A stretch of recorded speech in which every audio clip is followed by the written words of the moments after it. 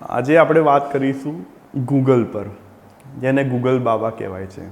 એવું કહેવાય છે કે ગૂગલ ઉપર બધી જ વસ્તુઓના આન્સર મળી જાય છે. અને આજકાલ તો જે ચેટ જીપીટી અને એઆઈ જે આવ્યું છે, તમે કહો એન્ડ એ ક્વેશ્ચનનો આન્સર એવું આપી દે છે. ઇવન તમે પૂછો ભગવાન છે કે નહીં તો બી એ કહી શકે છે.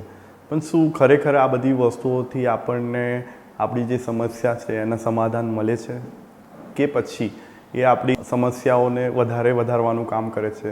બિકોઝ મેં મારી ક્લિનિકલ પ્રેક્ટિસમાં જોયું છે, ઘણા પેશન્ટ એવા હોય છે કે જે અહીંયાથી મેડિસિન લઈને જાય કે અમુક વસ્તુ સમજીને જાય અને ફરીથી પાછું ગૂગલમાં સર્ચ કરતા હોય છે અને એની સાઈડ ઇફેક્ટ જોવાની કોશિશ કરતા હોય છે.